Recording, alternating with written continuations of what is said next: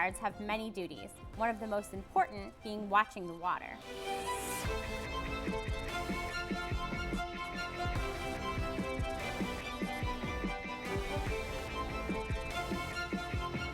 They're constantly scanning back and forth to make sure no one is in distress. The lifeguards are trained to detect rip currents.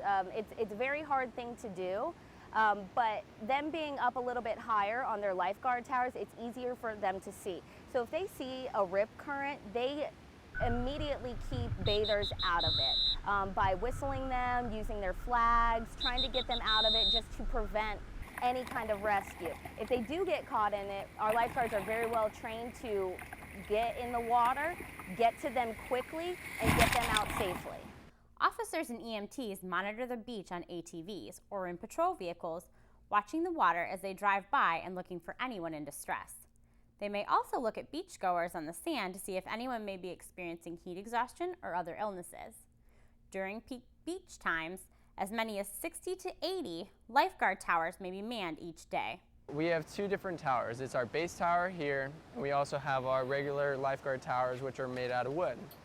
So the general difference between them is your base tower that we're walking up right now, you're gonna have a better perspective of the beach because we are, as you can see, we're sitting higher up. So you have a better perspective of the beach. You can see farther. As you can see, there's people down there. Whereas down with a wooden tower, you're closer to water's edge. So your perspective with that is that you're closer to the water so you can respond to a rescue better. But up here, you can get a better view over the waves. Like if there was a high swell, we could see farther and over them in case someone was actually in danger. If you're going to be visiting the beach this season, be sure to be aware of the weather conditions and the water conditions when you come. The signs of the beach are posted in various areas to allow you to know the risk and the weather conditions when you visit.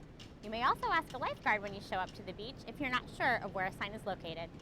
Now we also have beach condition flags that all the stations and all the control towers have. Several different colors. Yellow is for moderate, that's our most used one. Red we use on a day where the swell size is picked up, the rip currents have picked up, and we want people to use a little bit more caution. We also utilize purple, that is for dangerous animals or a high influx of animals such as jellyfish in the water that we want people to be aware of and know that there is a possibility of getting stung while they're in the water and to just be mindful of that. Lifeguards also help reunite hundreds of lost children with their families. Lifeguards offer rescue bracelets, which stand for reuniting everyone safely and quickly. Parents are asked to write their child's name and their cell phone number on the bracelet for quick identification and notification. With all of these great responsibilities, lifeguards still have time to answer questions from beachgoers to ensure future safety. Ask them anything from the tides, the weather, any kind of safety information.